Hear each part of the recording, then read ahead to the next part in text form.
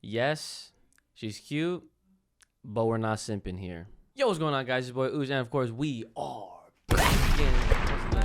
How y'all doing today? All right, so episode 4 is finally here. If you were missing out on the reviews that we've been doing here on this channel, that's obviously because last week there was no episode, so it's not like we missed anything or skipped out on anything. I believe it was due to the game, not the Game Awards, I'm sorry, but the Kids Choice Awards, something like that going on Nickelodeon. I don't know because I wasn't watching it, just kind of the murmur that I was hearing online in regards to where episode 4 was. But episode 4, being titled New Recruits, was the debut of 2 new characters, and 2 characters that we've actually been all waiting for, and that being Javi and Izzy, the brother and sister. They are related Power Ranger additions to Power Rangers Dino Fury. So without further ado, let's just get right into it.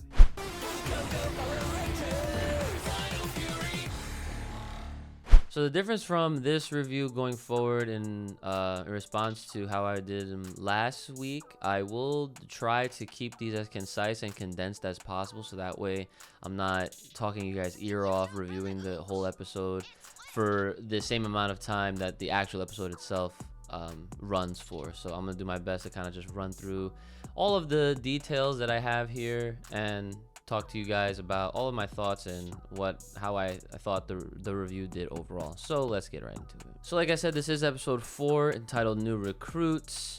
We are shown a new monster. There's like a gemstone that's shown off from Void Knight.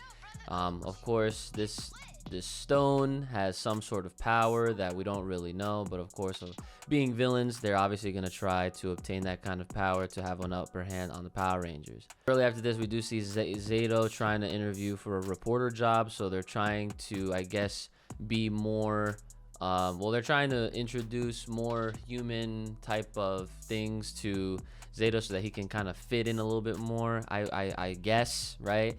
But at the same time, we also notice that, what do you know, Javi, the upcoming Black Ranger, is also interviewing for the exact same job. So as a part of their gimmick, I guess, or their application process, they actually have to do like an actual job, which, you know, it's weird because if you ask me and I had to do something like that, I mean, I guess as the employer it makes sense to kind of have your potential employee kind of on a test run, but it's not like they're gonna tell us if they actually were paid to even do that much. So I just thought that was kind of weird. And anyway, but just as a quick reminder, kids, do not do that. Just don't do that. So Zato's job was he had to go and interview Izzy, of course, because who else was he going to interview to introduce the character in? And he was supposed to cover a story about, you know, her being like some sort of track star. She does pole throwing. We also learned that when Izzy was making her debut, we did learn that the park ranger, the warden, that's actually her dad, technically her stepdad. She did detail this. While Zato was going to go interview Izzy, the Black Ranger, Javi, was going to try to cover a story on that mystical gem that was revealed at the beginning of the episode. And of course, this is of course where the villains of the episode come through. They basically hijack the place and they take the gem for themselves.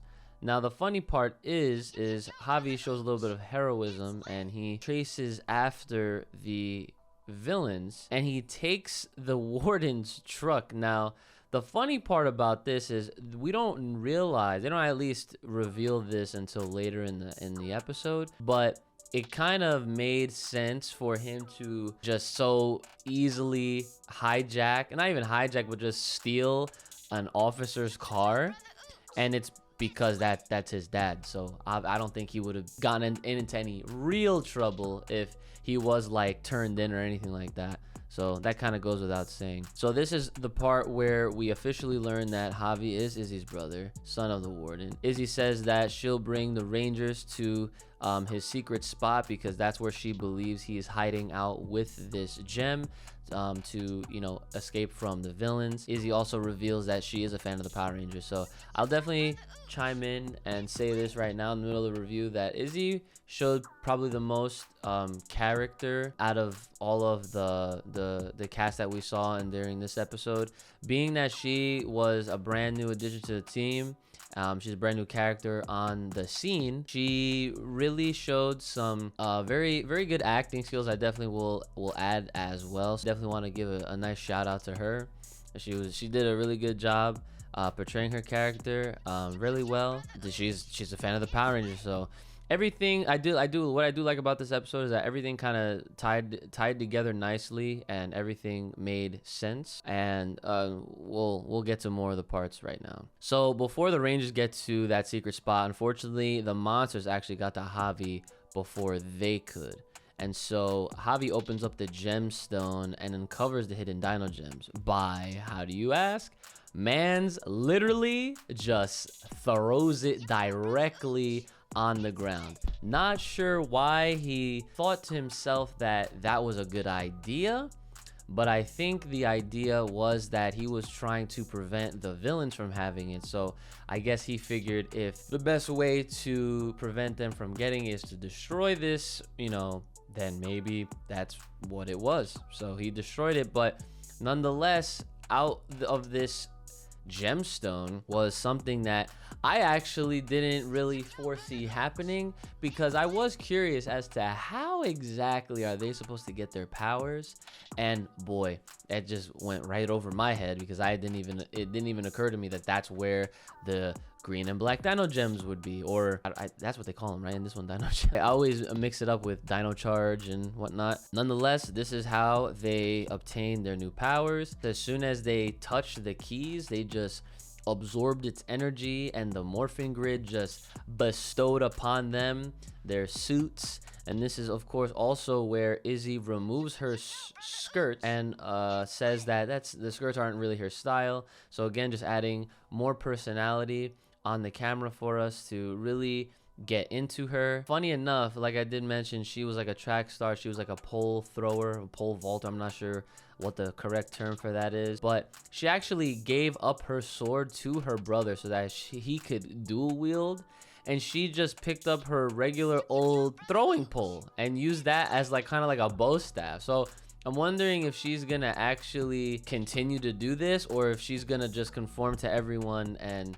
you know, use the default dino sword like everyone else. But I did appreciate that she used something that she was familiar with, and it does make sense considering that this is her first time being a superhero, and I don't think Izzy has any kind of background in swordsmanship, and not to mention, I don't think any of the Rangers besides Zato really did, but we at least saw Zato train Pink and Blue, Ali and Amelia, by the second episode. And I definitely think that this episode was more centered around Izzy. I feel like she had a lot more lines than her brother did, but in regards to the episode, it's interesting to note that her brother Javi literally was dual wielding those swords perfectly. And again, I also just want to always try to conversate this as much as possible. Maybe there's a better explanation further along the line of maybe when Rangers are bestowed upon their Power Ranger powers, for some reason there's some kind of autopilot mode that enables them to just be so agile and whatnot. I mean, we've seen this since Mighty Morphin, but I gotta ask every single time. Maybe someone will say something in the comments that will enlighten me or have an actual direct reason to that. So of course, after this little fight that happens, we do have our big monster fight of the week, and it features all 5 of the Rangers in the Zord cockpitting the main Zord. We do not see any green or black Zords this time around. I'm sure that'll be saved for next week, episode 5. We do see two spots open up so that all the new 5-man squad can pilot this Zord that we've been seeing for the last 4 episodes. So of course, once they defeat this monster of the week, they obtain the Sporix, and then they head back to the base. Now, at the base, the Rangers show the new recruits the underground base, and then they all reveal each other to each other. And it's kind of nice. It's like, oh wow, like you guys were actually the Power Rangers the whole time. So it was a little nice aha moment. It was nice, and they introduced them to the cyborg dinosaur, which I don't know why I am forgetting the name right now. I also wanted to point out that Izzy mentions that she wanted to know when they were gonna get their Zords. So it really does seem like this was like kind of a payoff to her mentioning earlier that she was a fan of the Power Rangers. So of course she kind of knows how this whole thing works. And I can't appreciate that, because she's probably one of the most realistic characters that go from being fans to actually becoming Rangers. They kind of have like premeditated expectations almost, and they're just wondering, when the next step is. So good on her. And then after that, Zato does mention, oh, you humans sure do love your Zords. I'm not sure if that was necessarily like not necessarily a jab, but maybe kind of like more or less a comment towards humans, or like the viewers at home, like being, I don't want to say obsessed, but definitely having a fond love or interest towards like big giant robots. We got Transformers, we got Gundams, we got, of course, got Zords and all that kind of stuff. So I don't know if that's what that was, and obviously that was placed pretty well for the episode and its dialogue, but I wanted to point that out there just to, I don't know, bring it up, see what you guys thought about it as well. And then the episode ends with Javi actually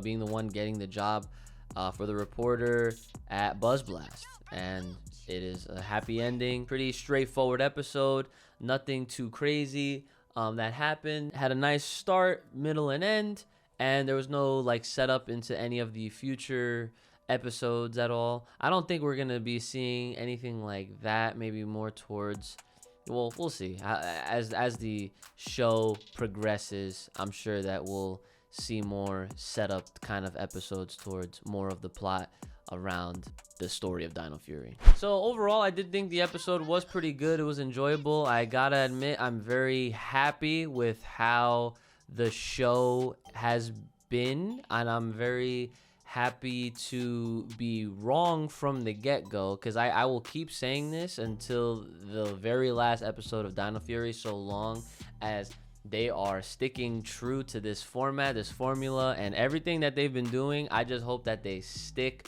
with it. I promise you right now that I will gladly eat my words that I said. You guys can go back and watch my reaction to the theme song. I was not a fan of the theme song. I'm not that much of a fan of it still, but I will admit that it obviously is one of those songs that is just catchy whether you like it or not. And I do like the tone of the show, and I like how whenever they're about to get serious and it is morphin time, there's like a accompanying theme that goes along with the sequence, and the way it's timed and the way it's executed along with the morphing sequence is probably some of the best stuff that we've seen in recent years. Like I said, I can't knock it, but I'm not going to put all of my eggs in this Dino Fury basket. I will continue to watch these, and I will continue to most likely enjoy them, because 4 episodes in, it's pretty consistent.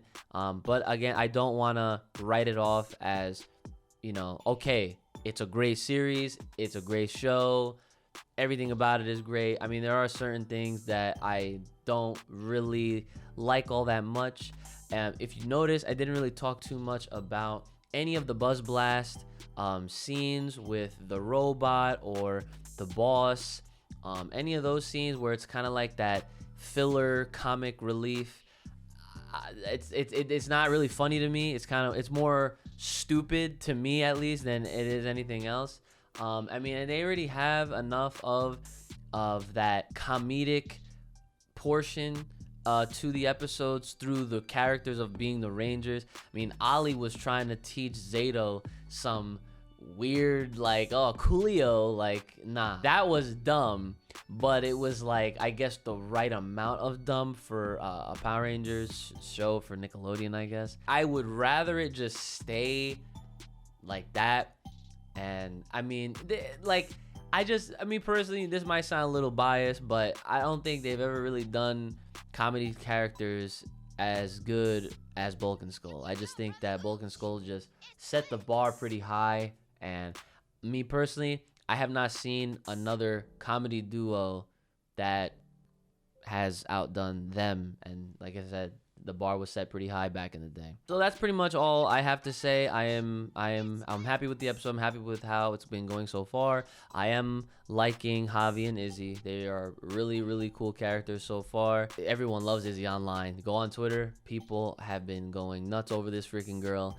And I will be probably one of the most calmer ones because yes, I think she looks good, or you know, like I think that her character overall is a good one. She's not like whack by any means, and the fact that she is our first female green is a pretty big deal. So let's see if her character can stay consistent throughout the series, and I would like to see what she brings to the table alongside her brother Javi as well. I wonder if their characters are going to kind of play into the fact that their dad is literally a police officer. I wonder if he's ever gonna find out their identities down at the Power Rangers. So we'll see. But again, episode 5 will be coming up this in the next week. Hopefully there's no like interruptions on that, but expect to see reviews from me every time there's a new Power Rangers Dino Fury episode. If you want to see more Power Rangers content, feel free to let me know in the comments below. Like, share, subscribe, hit me up on Twitter, all that good stuff. Supporting links are going to be in the description. As always, guys, make sure you're taking care of yourselves.